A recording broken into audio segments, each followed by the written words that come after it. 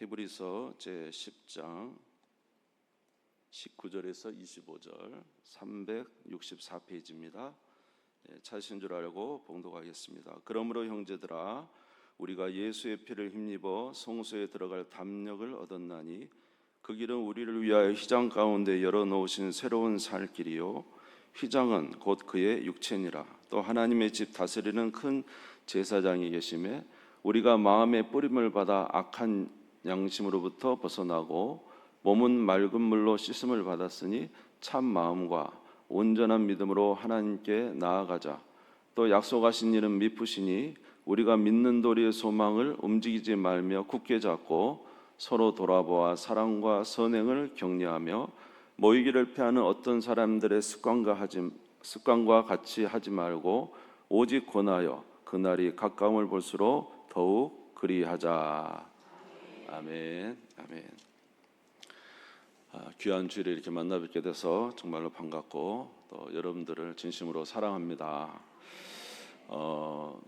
이제 히브리서 말씀을 이제 보았는데 이제 오늘까지 히브리서 말씀을 보고 또 다음 주는 좀 다른 부분을 보고자 합니다. 오늘 말씀이 이제 전체 우리가 그동안 보았던 말씀의 이제 요약이 될 수도 있겠고요. 아무쪼록 오늘은 우리가 이제 이런 은혜를 받은 자로서 성도의 삶을 어떻게 살아가야 될 것인가에 대해서 잠시 말씀을 나누겠습니다. 우리가 그동안에 이제 히브리서를 계속 보았지만 히브리서의 내용은 예수님이 얼마나 위대하신 분인가에 대해서 계속 말씀을 하셨었습니다. 예수님은 천사보다 위대하신 분이고, 예수님은 모세보다 위대하신 분이시고, 예수님은 여호수아보다 위대하신 분이고, 예수님은 아론 제사장의 반열이 아니라 하나님의 이제 제사장으로서 멜기세덱의 반차를 따르는 전혀 다른 우리의 제사장이 되심을 우리에게 말씀해 주셨습니다. 그러면서 율법으로 제정된 제사가 율법이 잘못된 건 아니지만 그 율법으로 제정된 제사가 불완전하여 개혁의 때까지 기다리고 있다라고 말씀을 우리에게 전해 주셨습니다. 그 내용은 율법을 따라 드리는 아론 제사장의 계열의 제사장은 이제 그 자신이 벌써 죄인이기 때문에 하나님 앞에 나갈 때 항상 속죄의 제사를 드려야 됐고요. 그 제사장은 영원토록 살지 못하고 죽기 때문에 제사장이 날마다 바뀌게 되었고, 또 그가 가지고 들어가는 피는 짐승의 피이기 때문에 사실 인간의 죄를 속할 수는 없었다는 것이죠. 그러면서 불완전하다라고 말씀을 드렸습니다. 그리고 그가 드리는 성소, 성막도 사실은 모세가 시내산에서 하늘에 있는 성막의 모형을 보고 만들었기 때문에 참 성전이 아니고, 그래서 이제 그것은 참 성전을 보여주는 모형일 뿐이다라는 것이죠. 그러나 우리 주 예수 그리스도께서는 이제 멜기세덱의 반차를 따르는 완전한 하나님의 제사장으로서 흠이 없고 죄가 없으신 분으로서 영원토록 살아계시는 제사장이십니다. 그렇기 때문에 우리에게 완전한 제사장이 되시고, 그가 흘리신 십자가에 흘리신 보혈의 피는 이제 조금도 부족함이 없는 보배로운 피, 거룩한 피이기 때문에 그 피를 가지고 이제 이 땅의 성소가 아니라 하늘 성소에서 하나님 앞에 완전한 제사를 드리심으로 말미암아 이제 더 이상의 또 다른 제사를 드릴 필요가 없는 영원한 제사를 드리셨다는 것이죠. 그래서 우리의 죄를 단번에 제사로 완전히 해결하셨다는 것입니다. 완전한 제사장이 완전한 제물로서 참 성소인 하늘 성소에서 이 모든 제사가 드려짐으로 말미암아 이제 완전한 제사가 드려져서 저와 여러분을 위한 속죄의 제사가 다시 드려지지 아니하고 완전히 드려져서 단번의 제사로 영원히 하셨다고 말씀하고 있는 것입니다. 오늘 히브리서 10장 12절에서 14절입니다. 같이 한번 성경을 보시면서 읽으셔도 되겠습니다. 히브리서 10장 12절에서 14절 같이 읽어봅시다. 시작. 오직 그리스도는 죄를 위하여 한 영원한 제사를 드리시고 하나님 우편에 앉으사 그 후에 자기 원수들을 자기 발등상이 되게 하실 때까지 기다리시나니 그가 거룩하게 된 자들을 한 번의 제사로 영원히 온전하게 하셨느니라. 할렐루야. 한 번의 제사로 영원히 온전하게. 그러니까 우리에 대한 속죄는 완전히 이루어진 것입니다. 그를 믿으면 예수님의 속죄가 우리의 것이 되는 것이죠. 여러분 예수 믿으시기를, 또 예수를 믿고 계신 줄 압니다. 그러면 이제 이런 은혜를 받은 우리는 어떻게 해야 되겠는가라는 것입니다. 그것은 하나님이 열어놓으신 성소에 직접 나아가 주 앞에 구하며 그 은혜를 구하는 삶을 살아가는 것입니다.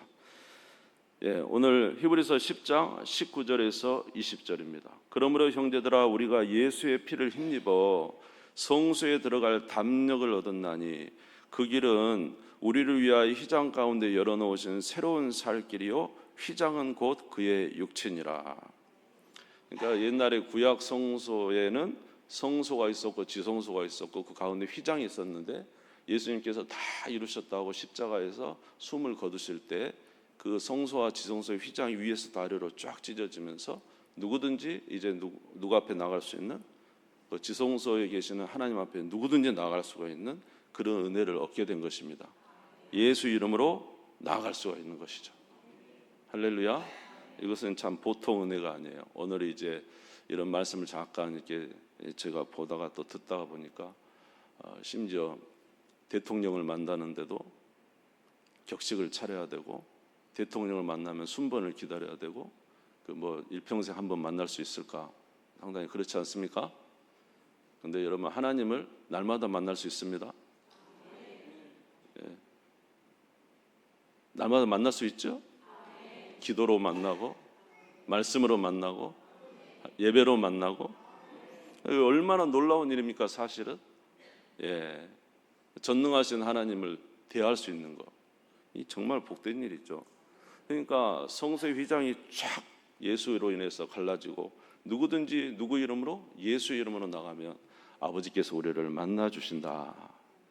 그리고 20절에 보니까 그 길은 우리를 위하여 휘장 가운데 열어놓으신 새로운 살 길이다. 그러니까 저와 여러분들이 이제 천국을 향하여 갈 수 있는 유일한 길이 누구예요? 예수 그리스도. 새로운 살 길이 열렸어요. 생명의 길이 열린 거죠. 그래서 너희들이 예수를 통하여 나아갈 수 있다고 말씀하고 있습니다. 그래서 히브리서 10장 22절에 보시면 우리가 마음의 뿌림을 받아 악한 양심으로부터 벗어나고 몸은 맑은 물로 씻음을 받았으니 참 마음과 온전한 믿음으로 하나님께 나아가자. 우리 마음이 보배로운 피로 씻음을 받고 또 세례를 통하여 우리 몸은 맑은 물로 씻음을 받았으니 이제 어떻게 나아가자고요? 참 마음과 온전한 마음으로 하나님 앞에 나아가자, 이렇게 말씀하고 있습니다. 이렇게 예수 그리스도가 구약의 율법의 제사장보다도 훨씬 뛰어나고 이 제사가 단번에 이루어졌음에도 불구하고, 그러나 여기 있는 히브리서에 있는 그 배경에 있는 유대인 크리스찬들 중에는 다시 박해로 인해서, 로마의 박해와 유대인의 박해로 인해서 다시 예전으로 돌아가려고 하는 자들이 있었다는 것이죠. 그래서 한 번 비침을 받고 하나님의 은혜에 대한 비침을 받고 말씀을 듣고 그 은혜 자리에 진리의 복음을 듣고 함께 신앙생활하다가 떠나가 버린 그들은 다시는 속죄하는 제사가, 그러니까 여러분 예수를 떠나버리면 무엇으로 하나님으로부터 속죄를 받을 수가 있겠습니까? 예수를 떠나면 안 된다는 거죠. 아무리 어려워도 누구를 의지해야 된다? 예수를 의지해야 참 살 길이 열리고 하나님 앞에 나아갈 수 있는 유일한 길이 있는 것입니다. 그런데 어떻게 뒤로 돌아가려고 하느냐? 26절에 보면 우리가 진리를 아는 지식을 받은 후 짐짓죄를 범한 자 다시 속죄하는 제사가 없고 오직 무서운 마음으로 심판을 기다리는 것과 대적하는 자를 태울 맹렬한 불만 있느니라. 그래서 여러분 우리가 구약의 율법을 보면 율법은 다 우리의 죄를 지적하는 거잖아요. 예수가 없다면 하나님 나라, 우리가 세상을 떠서 하나님 나라 그 앞에 가면 율법이 계속 우리를 지적하면 너 거짓말하지 말는데 거짓말했지, 너 남 미워하지 않는데 미워했지, 뭐 수없는 율법의 저주가 쏟아지면 그 저주에 대한 형벌을 다 감당해야 돼요. 네 행한 대로 갚아준다.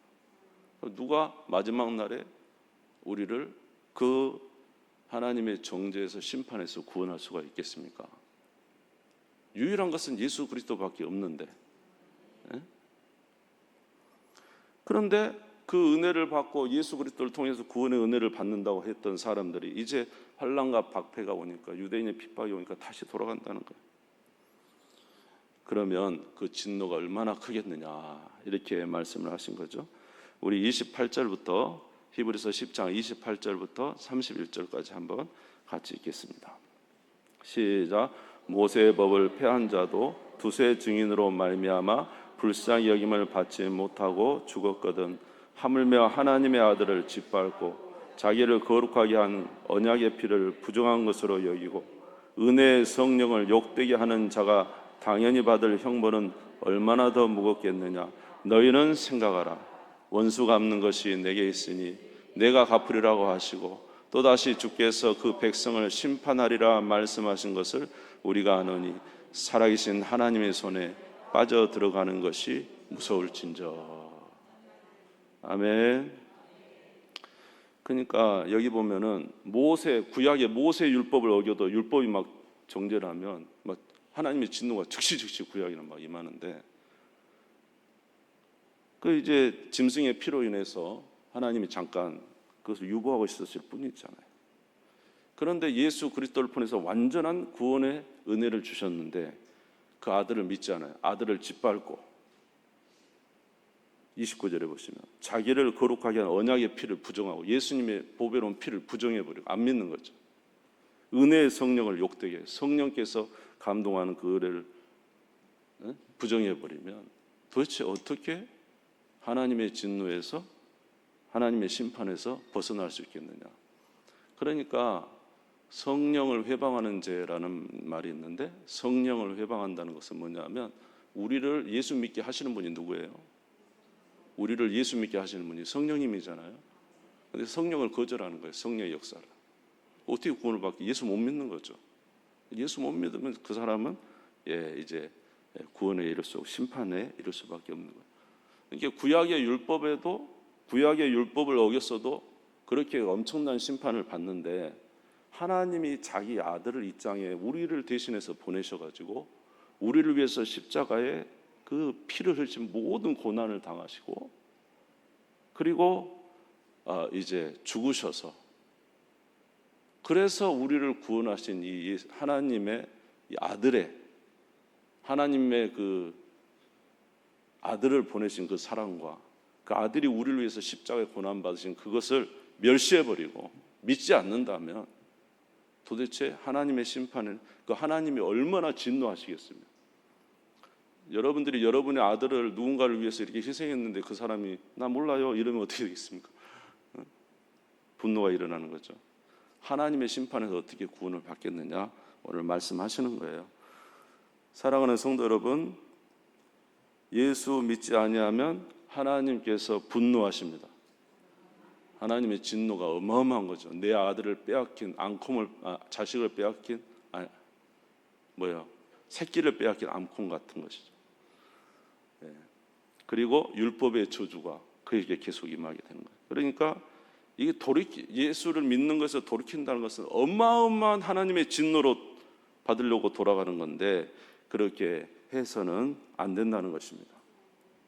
너희가 이제 오늘 여기서 히브리서 말해요. 이 히브리서에 있는 유대인 크리스찬이 핍박을 많이 받았어요. 무슨 핍박을 받았냐면, 자, 우리 33절에서 39절 33절에 34절을 읽어보겠습니다. 시작.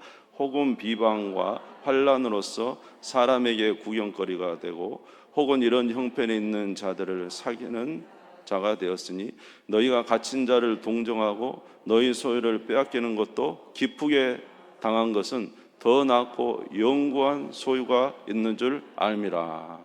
여기서 너희가 비방을 당했다. 비방은 남에게 거짓으로 고소를 당했다는 거예요. 예수 믿는 것 때문에 고소를 당하고, 환난이라는 것은 이제 폭력을 동반한 박해를 당했다는 것이고, 구경거리가 됐다는 건 공개적으로 조롱거리가 되도록 만들었다는 것이고, 너희가 소유를 빼앗겼다는 건 자기 재산을 빼앗겼다는 것이고, 갇힌 자를 동정했다는 것은 자기들도 갇히고 예수 믿는다고 갇힌 자들을 서로 이제 도와주는 일을 했다는 것이죠. 그러니까 이 사람들은 고소를 당하고 폭력을 당하고, 그리고 뭐예요? 공개적인 구경거리가 되고 자기 소유도 빼앗기고 감옥에 들어가기도 하고. 너희가 이렇게까지 하면서 누구를 믿었어요? 많은 박해 속에서, 이런 박해 속에서도 예수를 믿은 것은 34절 끝에 보니까 뭐예요? 이런 것도, 빼앗기는 것도 기쁘게 당해서 더 낫고 뭐라고요? 영구한 소유가 있는 자. 영원한 하나님 나라 때문에 그렇게 했다는 거 아니냐. 저 영원한 나라를 소유하기 위해서 너희가 예수 믿는 것 때문에 박해도 당하고 사람들에게 고소도 당하고 자기의 재산도 빼앗기고 이렇게 공개적인 모욕도 당하고 그렇게 한 이유가 뭐냐? 영원한 하나님 나라를 소유하기 위해서 그런 거 아니냐. 영원한 하나님 나라는 오직 예수 그리스도를 통한 새로운 살 길 예수 그리스도밖에 없는데, 너희들이 이것을 포기하는 것은 영원한 하나님 나라를 포기하는 것과 같다는 거예요. 아멘. 혹시 저와 여러분들 중에 너무 삶이 힘들어요. 신앙생활도 힘들고요.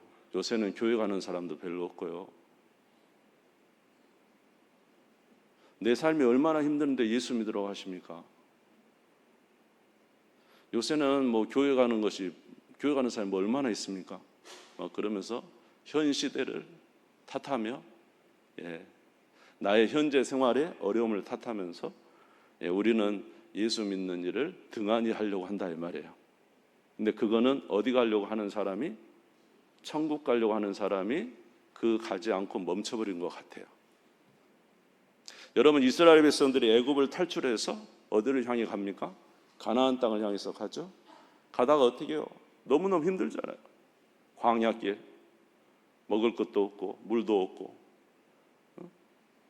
너무너무 힘드니까 사람들이 비방하다가 뭐라 그래요? 하나님이 말씀하시는데 그 말씀을 믿지 않고 전진하지 않죠. 그런데 어떻게 합니까? 40년간 광야에서 유리하다가 죽었다는 것입니다. 그러니까 오늘 이 시대에 예수 믿는 일을 멈추는 것은, 우리는 어디를 향해서 가는 것을 목적으로 했는데, 저 영원한 하나님 나라를 향해서 가는 것을 목적으로 했는데, 그 영원한 나라를 향하여 가다가 너무 박해도 심하고 내 삶도 힘들고 사람들에게 예수 믿는 것 조롱거리도 되고, 오늘 나는 예수 믿는 것도 별로 아니고, 그렇게 옛날에 뜨겁게 기도하고 그렇게 하나님 은혜 아래 살았던 우리였지만 이제는 그 시대가 아니야. 이제는 다 끝나버렸어. 그리고 우리가 자리를 멈춘다면 우리는 어디를 향해 가다가, 하나님 나라를 향해 가다가 멈춰버린 자와 같다는 거예요. 응?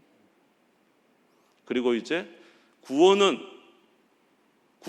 뭐에서 구원을 받는 거야? 하나님의 진노에서 구원받는 거다 이 말이에요. 하나님의 심판에서 구원받는 건데, 유일한 길은 예수 그리스도가 완전한 속죄의 제사를 이뤘기 때문에 그를 믿는 자에게 주시는 하나님의 구원인데, 이 예수를 믿는 것을 포기해버렸어요. 그러면 하나님이 자기 아들을 십자가에 내주면서 우리를 구원하신 그 구원을 포기해버리고, 그의 성령의 감동도 포기해버리고, 그 피도 부정해버리고, 그럼 도대체 어디서 구원을 얻겠느냐? 너희가 행한 대로 율법이, 너희가 말한 대로 율법이 너를 정죄하여 너희 행한 대로 갚으리라. 이것이 성경의 말씀이라는 것이죠. 그러니까 포기를 하면 됩니까? 안 됩니까? 아멘도 하시면 좋을 줄 믿습니다. 아멘 하시는 분에게 성령이 임하시기를 간절히 축원합니다. 그래서 39절 한번 읽어보죠. 10장 39절 같이 읽겠습니다. 시작. 우리는 뒤로 물러가 멸망할 자가 아니요 오직 영혼을 구원함에 이르는 믿음을 가진 자니라. 우리는 무엇을 위해서 신앙생활합니까? 영원한 천국에 영생을 얻기 위해서 신앙생활하는 것인데, 그 나라를 포기해버리고 멈춰버린다면 예수님이 이 땅에 와서 십자가에 죽으신 십자가를 포기해버린 것과 똑같고, 예수님이 우리를 위해서 흘리신 그 피를 부정하는 것과 똑같고, 예수님이 우리를 믿게 하기 위한 성령을 하나님이 보내셔서 믿게 하는 성령을 부정하는 것과 같아요. 그러면 구원이 없다는 것이죠.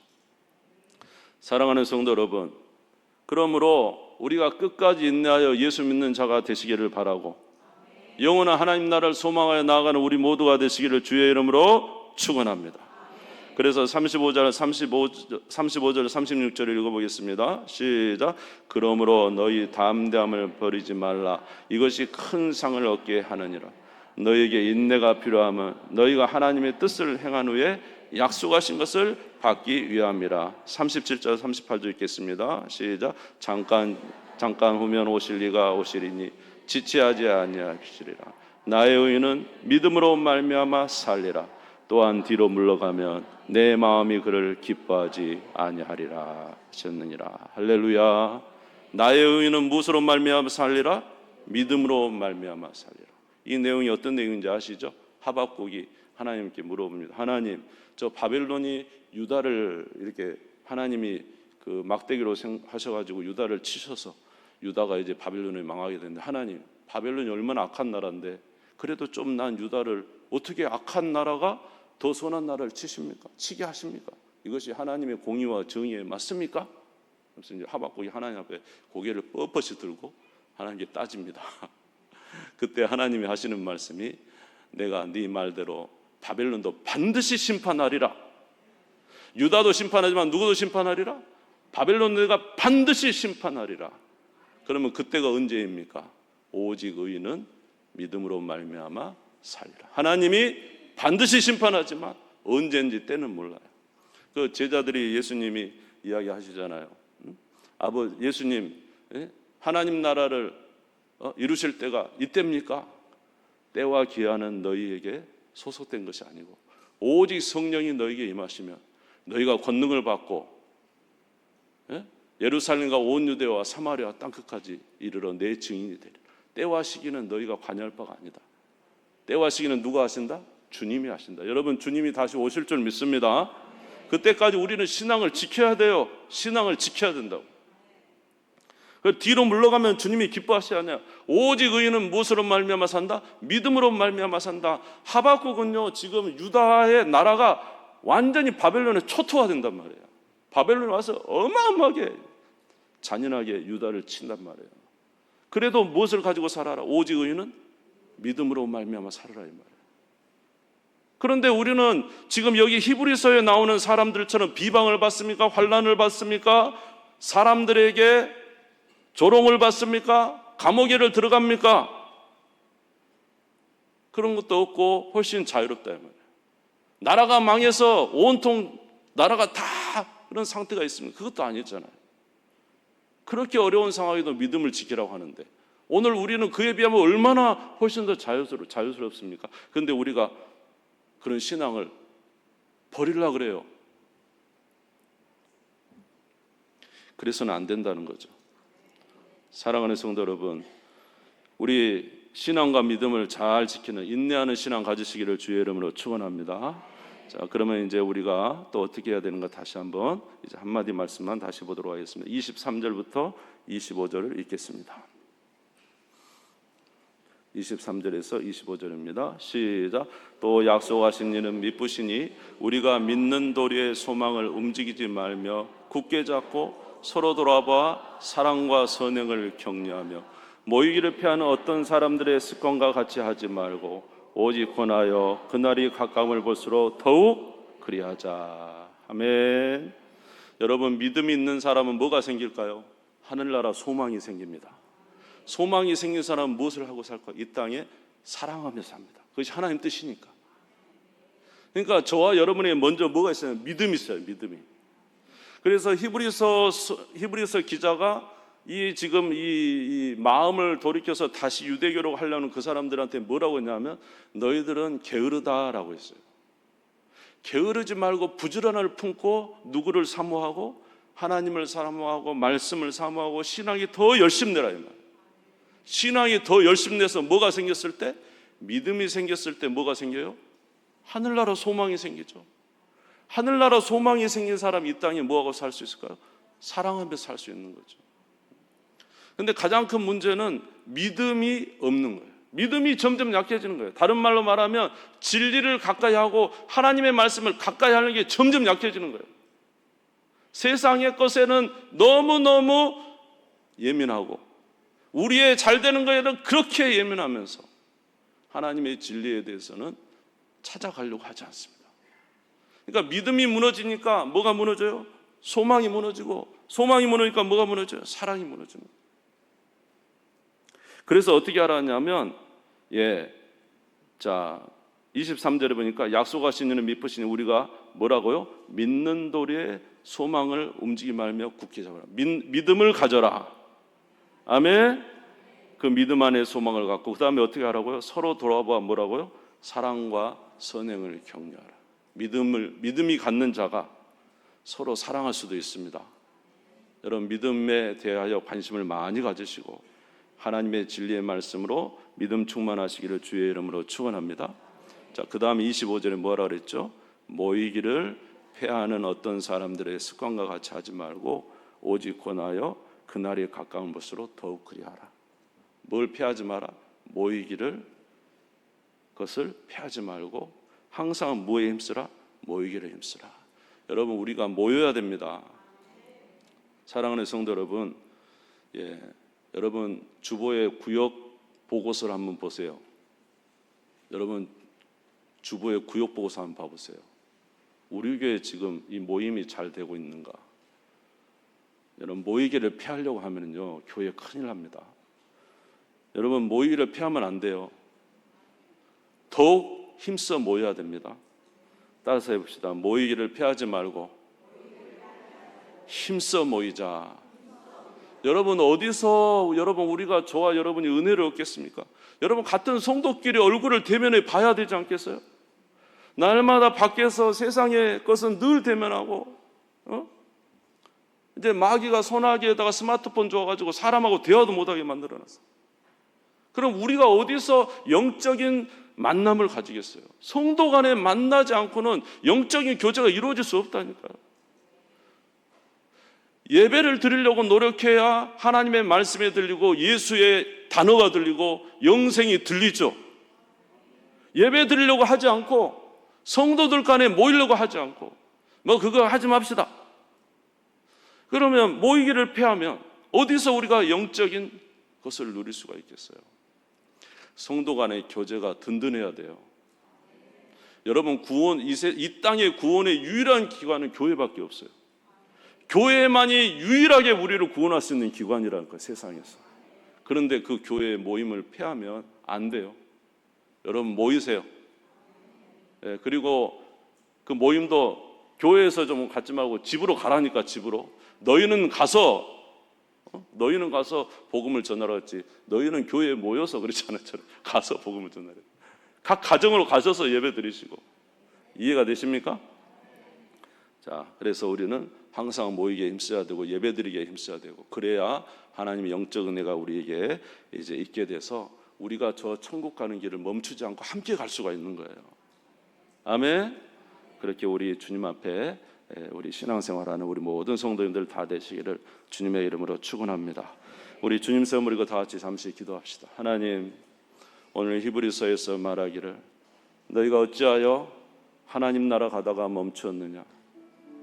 애굽을 출발하여 가나안 땅을 향하여 가다가 이제는 그 땅이 잘 보이지 아니하고 너무 열악한 환경 속에서 주저앉아 버렸던 이스라엘 백성들처럼 오늘 히브리서에 말하는 이들이 자기의 모욕과 수많은 핍박 속에서도 신앙을 지키며 나아가다가 오늘 이렇게 환난과 핍박 때문에 주저앉아 버린 것처럼 오늘 너희도 하나님을 향하여 하나님 나라를 가다가 멈춰버리겠느냐?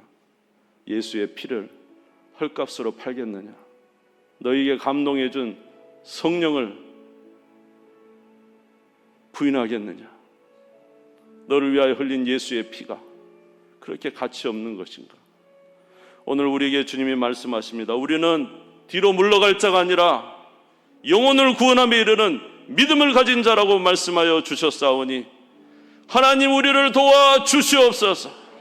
이 세대 가운데 믿음을 갖게 도와주시옵소서. 하나님 믿음으로 승리하는 저희들 되게 해 주시옵시고 모이기를 피하는 어떤 자들의 모습과 같지 않게 하시고 서로 사랑과 선행을 격려하며 하나님 나라를 향하여 함께 나아가는 우리가 되게 해 주옵소서. 교회가 살지 아니하면 하나님 나라 가는 자가 줄어들지 않습니까? 우리 교회가 살게 해 주시옵소서. 우리 교회가 일어나게 도와주시옵소서. 우리 교회 성도들이 연합되게 도와주시옵소서. 하나님 나라를 침노하며 나아가는 저희들이 되게 하여 주시옵소서. 우리 주님 선물이고 잠시 기도하겠습니다. 주여.